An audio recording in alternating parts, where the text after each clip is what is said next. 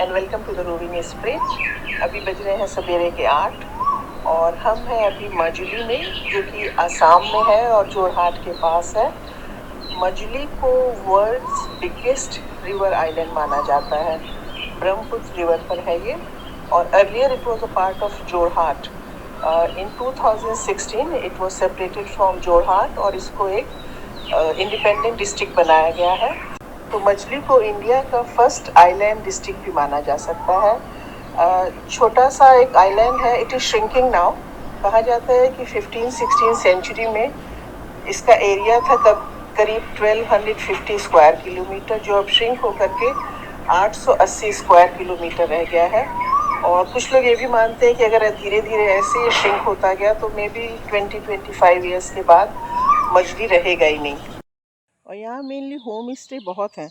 हम जिस home stay में रुके हैं इसका नाम है ज्योति होम। इनफैक्ट ये होम स्टे नहीं बोलते हैं, ज्योति होम बोलते हैं, कि आपको घर जैसा एनवायरनमेंट मिलेगा। और मिस्टर ज्योति जो इसे चला रहे हैं वो भी earlier he was involve in tourism industry. तो और अब वो यहाँ के लोगों को, उन्होंने एक स्कूल ऑफ टूरिज़्म भी अपने इसी कॉम्प्लेक्स में खोला हुआ है, जिसमें वो कहते हैं कि लोकल लड़के लड़कियों को फ्री एजुकेशन देते हैं अबाउट टूरिज़्म, जिससे वो टूरिज़्म में अपना करियर बना सकें। तो उसमें वो कुकिंग, जितने भी एस्पेक्ट टूरिज़्म से जुड़े हुए हैं, कुकिंग हो या आइटिनरी प्लानिंग हो या गाइडिंग का काम हो, लोकल डांसिंग एंड एवरीथिंग, वो सब सिखाते हैं। तो वो बता रहे थे कि अभी उनके यहाँ 1-2 महीने में 2 लड़कियाँ आने वाली हैं from south India, and they will stay here for a month, और they are coming here to learn local dance. और एकदम पॉल्यूशन फ्री एनवायरनमेंट है यहाँ का। इतनी प्योर एयर है, और सवेरे से ऐसी सब तरफ चिड़ियों की चहचहाहट सुनाई दे रही है। शाम को हम घूमने भी गए थे तो बड़ी ही साफ़ सुथरी जगह थी, अच्छी जगह है।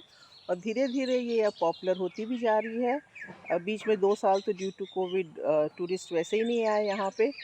और ये बहुत ही पॉपुलर हुआ करती थी उसके पहले, इवन फॉर फॉरेनर्स, क्योंकि मेरे ख्याल में because of the river island and the world's biggest island, तो बहुत फॉरेनर्स आते थे, जो कि कोविड के समय से बंद हो गए। सो उस समय तो टूरिज़्म इंडस्ट्री सभी जगह डाउन हो गई थी, लेकिन अब थोड़े बहुत आने लगे हैं। जैसे कल हम जब फेरी से आ रहे थे तो फेरी में भी हमने एक फॉरेनर कपल को देखा था।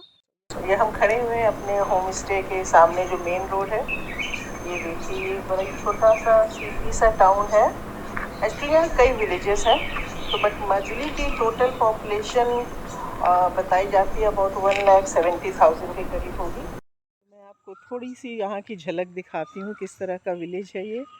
खूब ग्रीनरी है, ये पतली सी सड़क है, लेकिन पक्की सड़क है, साफ़ सुथरी है, और सब तरफ तो बैम्बू के बड़े जंगल दिख रहे हैं सामने हर जगह।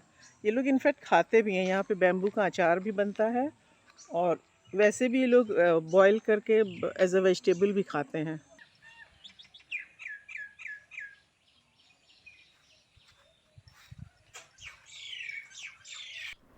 सुबह यहाँ घूमने में बहुत ही अच्छा लग रहा है, एकदम शांति है चारों तरफ, खाली चिड़ियों की चहचहाहट सुनाई दे रही है। क्योंकि मजुली रिवर आइलैंड है, तो यहाँ बाय रोड तो आप आ नहीं सकते हैं, आपको फेरी ही लेनी पड़ती है। तो यहाँ के लोगों की बहुत समय से एक डिमांड थी कि इसको एक ब्रिज के सहारे जोड़ दिया जाए। तो अभी 2021 में ब्रिज के कंस्ट्रक्शन का काम शुरू हुआ है, जो मजुली को जोरहाट से जोड़ेगा। और ये ब्रिज करीब होगा 8.5 किलोमीटर लंबा, ब्रह्मपुत्र के ऊपर। तो यहाँ पे आना आसान हो जाएगा, कनेक्टिविटी हो जाएगी इसकी। और मजुली एक हेरिटेज विलेज माना जा सकता है, हेरिटेज डिस्ट्रिक्ट माना जा सकता है, और ये यूनेस्को वर्ल्ड हेरिटेज लिस्ट में लिस्टेड है, कि हो सकता है जल्दी ही इसको, ये एक यूनेस्को वर्ल्ड हेरिटेज डिस्ट्रिक्ट बन जाए। ज़्यादातर लोगों का ऑक्यूपेशन यहाँ पर है एग्रीकल्चर, और 80% तो एग्रीकल्चर में बोल सकती हूँ कि यहाँ पे राइस का होता है। कहा जाता है कि 100 varieties of rice is grown here, और वो सब they don't use pesticide and all that, तो सारा ऑर्गेनिक होता है। इसके अलावा आलू, शुगर केन वगैरह भी होता है। उसके अलावा Majuli is famous for handloom, यहाँ का सिल्क भी मशहूर है, और पॉटरी मेकिंग है, यहाँ पे पॉटरी बनाते हैं लोग, मास्क बनाते हैं। तो अभी हम थोड़ी देर में जब साइट सीइंग के लिए निकलेंगे तो वो सब आपको दिखाएंगे। Majuli is famous for its satras also. So satras are actually like Vaishnavite monastery, Hindu monastery. So this was started here in 16th century for upliftment of society और लोगों में एक जागरूकता लाने के लिए। एंड जो लोकल किंग उस समय के जो किंग यहाँ होते थे, अहोम किंगडम थी, so these satras were patronized by these kings also. तो यहाँ पे इनिशियली अर्ली 16th सेंचुरी के करीब देवर अबाउट 64 सात्रास, जिसमें से कि अब खाली 22 बचे हैं। वैसे तो यहाँ बारिश बहुत होती है और कल शाम को हम आए थे, रात में बहुत बारिश हुई थी फिर, तो खैर मैं वेदर फोरकास्ट चेक कर रही थी। आज का भी मैंने चेक किया, अभी मॉर्निंग में कभी टेम्परेचर करीब 24 डिग्री के करीब है और क्लाउडी रहेगा, होपफुली बारिश नहीं होगी, तो हमारी साइट सीइंग अच्छे से हो जाएगी। तो 9 बज रहे हैं, ये आके बैठ गए हैं ब्रेकफास्ट करने। क्या खा रहे हो? केला? अभी तो बंदर बने हुए। तो ये है जो हम रुके हैं होम स्टे, वहाँ का ये है डाइनिंग एरिया, ओपन एरिया है, अच्छा सब तरफ से हवा आती है। तो थोड़ी देर में हम लोग जाएंगे साइट सीइंग पर, उसके पहले चल के ब्रेकफास्ट करते हैं। ये कुछ लोकल डेलिकेसी है, ये तो खैर ऑमलेट है, इसको कहते हैं पिठा, जो राइस फ्लावर से बनता है।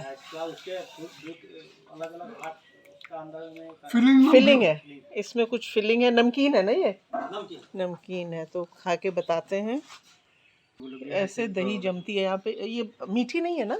ना प्लेन है, गाय की, गाय के दूध की दही ऐसा, और इसी में जमाते हैं लोग। अभी तो जा रहे हैं हम लोग, शाम को खाएंगे। ये लेकर के आए हैं गांव से, यहीं से लेकर आए हैं। हमें ब्रेकफास्ट करके अपने होटल से निकलते हुए बज गए हैं 9:45, थोड़ा लेट हो गए हम, और 15 मिनट, 9:30 बजे हमने सोचा था कि हम शुरू कर देंगे यहाँ से। तो देखिए 2-3-4 सत्रास देख के, और कुछ यहाँ पे पॉटरी मेकिंग और मास्क मेकिंग वगैरह वाली जो जगह है, कब तक हम वापस आते हैं। काफ़ी बड़ा आइलैंड है ये एक्चुअली, है तो रिवर आइलैंड एरिया जैसे मैं बोला था, अब श्रिंक होके 880 स्क्वायर किलोमीटर है अभी भी। So still bigger than Singapore which is 670 square kilometre.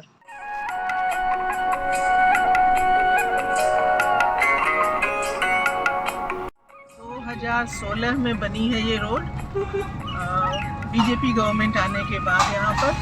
और उसके पहले कहते हैं कि यहाँ पे transport, it was a big problem commuting here.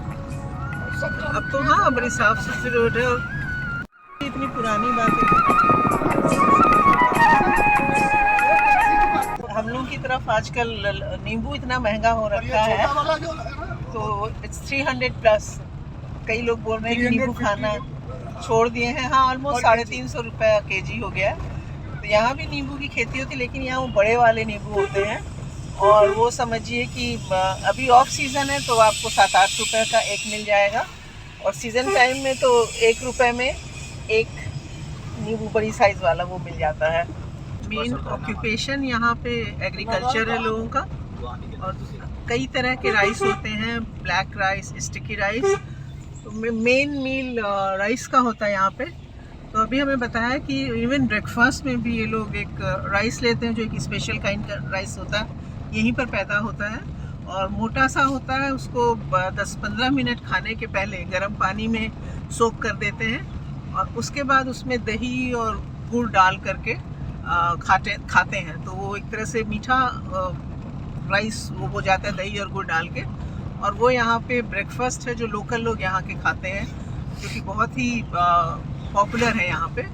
हमने तो ब्रेकफास्ट में वो भी एक लोकल पराठा टाइप का उन्होंने बनाया था राइस फ्लावर से, और उसी में प्याज, लहसुन, कुछ पत्ते वगैरह गूंद करके दिए थे विद ऑमलेट, और अच्छा लग रहा था। ये सब फील्ड देख रहे हैं अभी बाय दिस मंथ एंड, इस सब में चावल बोएंगे यहाँ पे, लेकिन एक ही फसल होती है चावल की। जैसे वो 3 महीने बाद जब चावल तैयार हो जाता है, उसके बाद उस फील्ड में फिर आफ्टर 1 ईयर ओनली फिर चावल बोएंगे। लेकिन उसके बाद दूसरी फील्ड में ये लोग उड़द की जो दाल होती है वो तो पूरे पूरे वो बोते हैं, और फिर दूसरे फिर में मस्टर्ड की बोते हैं। तो 3 ये चीज़ें यहाँ पे होती हैं, बाकी सब्जियाँ वगैरह तो होती हैं। सबसे पहले हम देखने आए हैं Auniati Satra, which occupies highest position among various satras, और इसको यहाँ का बिगेस्ट और ओल्डेस्ट सात्रा माना जाता है। और ये है मोंटू yes. जो हमारे लोकल गाइड हैं, ये हमें यहाँ घुमाने जा रहे हैं। तो हम घुस रहे हैं इस सात्रा में। चप्पल जूते वगैरह यहीं उतार देते हैं। 2 व्हीलर अम्ब्रेलाज वो भी नहीं अलाउड है यहाँ पे। हाँ बताइए। तो नाम इसका पड़ा है तो इसका नाम है ओनियाती। तो ये एस्टैब्लिश हुआ 1653 में। अच्छा। तो ऐसा हुआ था कि ये मेन टेम्पल है सामने। हाँ हाँ। तो उस जगह पे ढेर सारा पान का पत्ते का पेड़ था। उस पान का नाम था ओनी पान। अच्छा। तो उसको पेड़ को हटाकर ये टेम्पल लगाया गया। तो इसलिए इस एरिया का नाम पड़ा ओनियाती। आती मीन्स हाईलैंड। ओके। क्योंकि पान के नीचे अगर पानी जमा होता है पेड़ के नीचे तो पान मर जाता है। तो इसलिए हम लोग पान थोड़ा अच्छा हाईलैंड बना के उसके ऊपर पान लगाते हैं। ओके। इस एरिया का नाम पड़ा ओनियाती। एस्टैब्लिश हुआ 1653 में। तो बेसिकली मोनेस्ट्री माजुली में 2 तरह का है। अच्छा। एक को बोलते हैं बैचलर मोनेस्ट्री, दूसरे को बोलते हैं फैमिली वाला मोनेस्ट्री। तो ये बैचलर वाला है। तो इसमें अनमैरिड मेल मॉन्क्स रहते हैं। शादी नहीं कितने होते हैं? कितने होंगे? यहाँ टोटल 400 मॉन्क्स है अभी। ओह, इस वाले में? इस मोनेस्ट्री में। ये माजुली का सबसे ओल्डेस्ट सबसे बिगेस्ट मोनेस्ट्री है। ओह अच्छा। बेसिकली जो मोनेस्ट्री होता है उसको माजुली में एस्टैब्लिश किया था शंकरदेव बोल के एक गुरु ने। तो जितने भी असमीज लोग हैं तो सभी का एक ही गुरु है, शंकरदेव। उसका जन्म शंकरदेव उसका जन्म हुआ था 575 ईयर से नौगांव डिस्ट्रिक्ट में। अच्छा। तो उन्होंने माजुली में आके पहला मोनेस्ट्री एस्टैब्लिश किया था 15th सेंचुरी में। लेकिन क्या हुआ था कि वो जो मोनेस्ट्री एस्टैब्लिश किया था उसमें क्या हुआ था, वो खाली एक ही भगवान का पूजा करते थे, विष्णु भगवान का। अच्छा। इसके अलावा दूसरे भगवान का पूजा नहीं करते। उसको मानना है कि विष्णु को पूजा करने से बाकी जितने भी भगवान है वो सभी संतुष्ट हो जाता है। लेकिन वो किसी लाइक जैसे हम लोग घर में भगवान विष्णु का मूर्ति लगा के या फोटो लगा के पूजा करते थे, वो नहीं मानता था। वो किसी यज्ञ को नहीं मानता था। वो भगवत गीता को मानता था, पूजा करता था भगवत गीता को। अच्छा। जो मोनेस्ट्री है उसके टेम्पल के अंदर भगवत गीता रखा गया था, उसमें विष्णु का मूर्ति या फोटो नहीं रखा गया था। लेकिन ये जो मोनेस्ट्री है ये राजा ने बनाया था, एक किंग ने बनाया था, अहोम किंग ने। तो ये उसी समय 1600 के समय की मूर्ति है। 1653 का। क्योंकि यहाँ का जो मूर्ति है तो लिखा गया था हर मोनेस्ट्री में भगवान को एक पर्टिकुलर नाम देकर पुकारते हैं। तो इस मोनेस्ट्री में भगवान को गोविंद बोल के पुकारते हैं, कोई दूसरा मोनेस्ट्री गोपाल बोल के पुकारते हैं। तो यहाँ जो मूर्ति है गोविंद मूर्ति वो 1653 में जगन्नाथपुरी से यहाँ लाए गए थे। This monastery was founded by Ahom King Sutamala in 1653 और बाद में उनको नाम दिया गया जयाध्वजा सिंघा जब उन्होंने हिंदुइज्म अडॉप्ट कर लिया। और उन्होंने यहाँ आसपास की 82,000 बीघा लैंड इस मोनेस्ट्री को डोनेट की। मोन्टू में ये बता रहे थे कि शादी के बाद दूल्हा दुल्हन यहाँ आते हैं आशीर्वाद लेने, और जब तक दुल्हन आके यहाँ आशीर्वाद नहीं ले लेती है वो घर के किचन में अलाउड नहीं होती है। ये देखिए नया शादीशुदा जोड़ा बाहर यहाँ जा रहा है पूजा करने। तो मतलब जब लोगों की शादी होती है, कोई भी शुभ अवसर ऐसा होता है तो यहाँ ब्लेसिंग आशीर्वाद लेने आते हैं। कोई भी जैसे शुभ काम करते हैं, अगर नई गाड़ी भी लेते हैं तो पूजा करवाने के लिए जैसे मंदिर में लाते हैं तो यहाँ पे लाते हैं। ये देखिए ट्रेडिशनल ड्रेस है यहाँ की। दीक्षा लेने आए हैं ये लोग। यहाँ कहाँ से आए होंगे? माजुली से ही हैं। अच्छा। तो इसमें आप बता रहे हैं कि 400 मंक्स हैं, 400 अंदर ही यहाँ रहते हैं। लेकिन ये लोग वेजिटेरियन होते हैं और बाकी आप जॉब कर सकते हैं, कुछ भी कर सकते हैं बाहर, लेकिन ये सब शादी नहीं कर सकते हैं ये लोग। ये है यहाँ का मेन प्रेयर हॉल, जिसको यहाँ पे नाम घर भी कहा जाता है, और बहुत ही सिंपल सा होता है। एक बड़ा सा हॉल है जिसमें मेन प्रेयर होती है और एक तरफ बहुत ही सिंपल श्राइन है, और बाहर इसके चारों तरफ यहाँ के मंक्स के रहने के लिए डॉर्मेट्री है। तो यहाँ पे करीब 400 मंक्स रहते हैं। तो जो मेन मंक्स हैं वो यहाँ पे हॉल में पूजा करते हैं, सवेरे से शाम तक थोड़ी थोड़ी देर के बाद ये पूजा चलती है। और बाकी मंक्स हैं तो जो छोटे हैं वो पढ़ने को जाते हैं, जिनका जॉब है वो जॉब करने भी जाते हैं। उसके साथ ही यहाँ पर गेस्ट भी आकर के रहते हैं, जो कि मोनेस्ट्री को खाली दान ही नहीं करते हैं, लेकिन विष्णु और कृष्ण की जो पूजा होती है उसमें तो हिस्सा लेते ही हैं। इसके साथ ही ये मंक्स के द्वारा की गई परफॉर्मेंस को भी देखते हैं।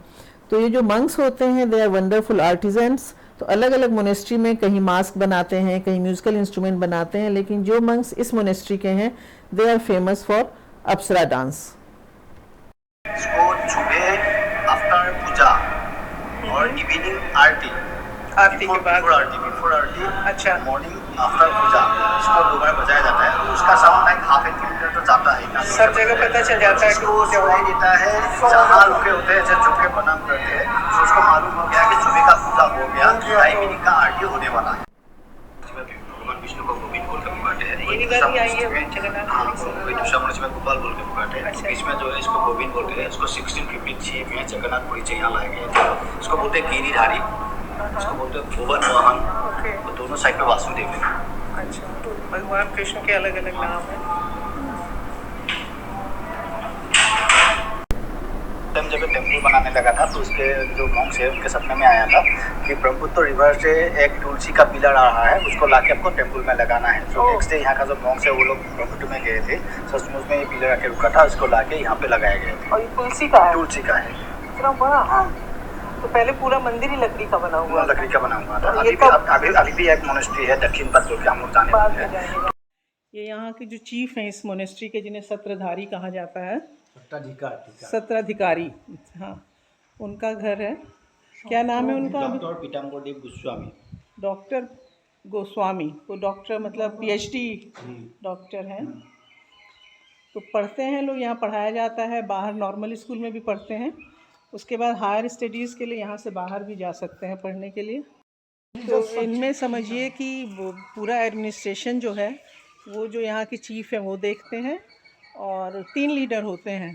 तो ये तो जो मेन चीफ़ हैं वो हैं, उसके बाद एक सेकंड लेवल पे होते हैं और एक थर्ड लेवल पर होते हैं, और दे नेवर रिटायर एज सच।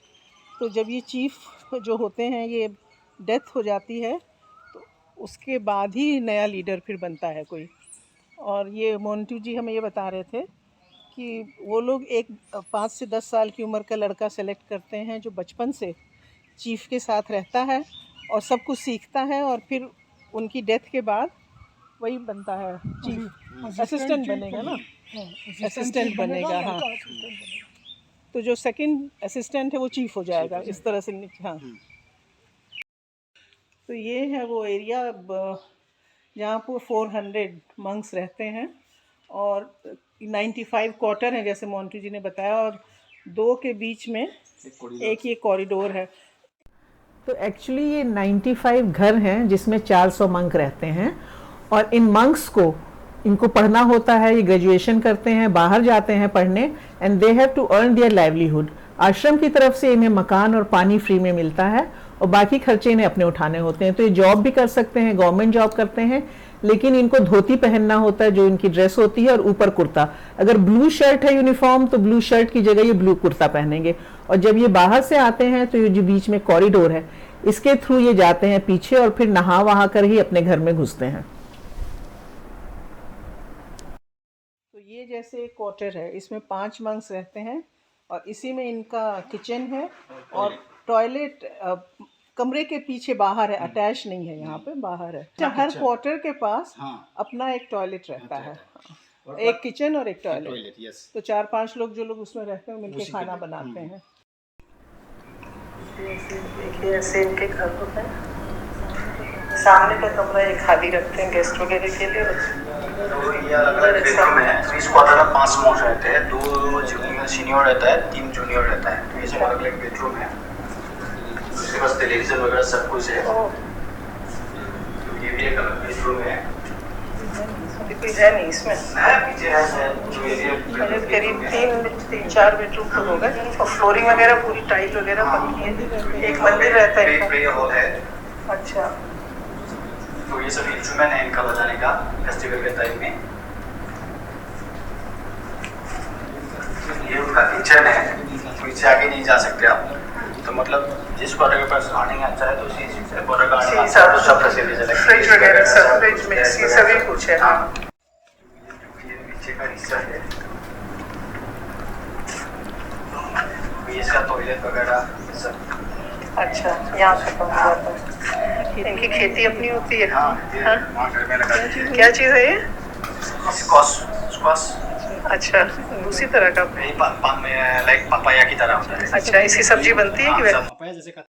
हमने यहाँ 6-7 साल की उम्र के भी बच्चे देखे तो मोन्टू ने बताया कि हाँ, कम उम्र में पेरेंट्स बच्चों को यहाँ ले आते हैं, लेकिन अगर बच्चों का मन न लगे तो 1 महीना, 6 महीना, 1 साल में वो वापस भी जा सकते हैं। उन्हें यहाँ रहना ज़रूरी नहीं है। और यहाँ अगर वो रह रहे हैं, अच्छा अर्न कर रहे हैं, तो यहाँ रहते हुए वो अपने पेरेंट्स की मदद भी कर सकते हैं। उसमें मनाया जाता है। अच्छा। जब फेस्टिवल होता है तो मॉन्क्स के पेरेंट्स यहाँ आते हैं, लेकिन 1 या 2 दिन यहाँ स्टे करते हैं, फिर वापस चले जाते हैं। ठीक उसी तरह उनके घर में कोई शादी फंक्शन होता है तो मॉन्क्स लोग भी वहाँ जाते हैं, 1 दिन 2 दिन स्टे करते फिर वापस चले जाते हैं। 10 लाख शिष्य हैं जो काम वाम कर रहे हैं बाहर हो सकता कहीं है, हो किसी का सकते जॉब है, हैं, किसी का वो भी मदद करते, पैसा भेजते हाँ, रहते हैं। हर साल मंदिर में ड्रम बजने लगे हैं, पूजा का समय हो गया है ना, और इतनी जोर से ड्रम बजते हैं कि आधे किलोमीटर दूर तक आवाज़ जाती है। ये है यहाँ का म्यूज़ियम, लिखा तो है 9 to 12, फिर लंच के लिए बंद रहता है 1 to 4। तो हम म्यूज़ियम से होके आ गए हैं, लेकिन फ़ोटोग्राफ़ी अंदर अलाउड नहीं है म्यूज़ियम में, लेकिन इंटरेस्टिंग म्यूज़ियम है। इसके अंदर रॉयल फैमिली जो कपड़े पहनते थे, उनकी प्लेट्स वगैरह, पानी के बर्तन, जो भी उनकी चीज़ें थीं, इवन खड़ाऊँ है और पूजा पाठ की जो चीज़ें होती हैं वो सब हैं। यहाँ जो ट्रेडिशनल बोट होती हैं उसका मॉडल है। और क्योंकि इस वाली मोनेस्ट्री को या आश्रम को अहोम राजाओं ने बनवाया था, अहोम किंगडम ने इसे पैट्रोनाइज़ किया था, सो इसके लिए ज़मीन भी उन्होंने जो आसपास की थी ख़रीद करके इनको दान में दे दी थी। तो इन लोगों ने उस ज़मीन को अब खेती के लिए ये लोग यूज़ करते हैं, खेती पे देते हैं। तो जो लोग खेती करते हैं 50% उसकी जो इनकम होती है उन लोगों के पास होती है, बाकी 50% ये इस आश्रम को दे देते हैं। हम लोगों ने दर्शन कर लिए ओनियाती सात्रा में, और इंटरेस्टिंग जगह लगी कि जैसे पूरी बुद्धिस्ट मोनेस्ट्री होती है, आश्रम वगैरह हम लोग क्या होते हैं, वैसा था। उसी में मंदिर है।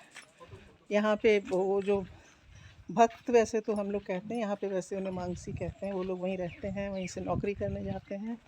तो इंटरेस्टिंग जगह, मैंने अभी तक ऐसी कोई जगह देखी नहीं थी, है ना। तो ये हमारे लिए बहुत ही यूनिक और डिफरेंट एक्सपीरियंस था, और हमने यहाँ बहुत समय बिताया। 1 घंटे से ज़्यादा समय हम यहाँ पे रुके। और अब ये वीडियो बहुत लंबा हो गया है तो इसको हम यहीं ख़त्म करते हैं, और नेक्स्ट वीडियो में हम आपको दिखाएंगे कि हमने मजुली में और क्या क्या देखा। तो बने रहिए हमारे साथ। Please subscribe our channel the roving spirit, and please do like, share and comment.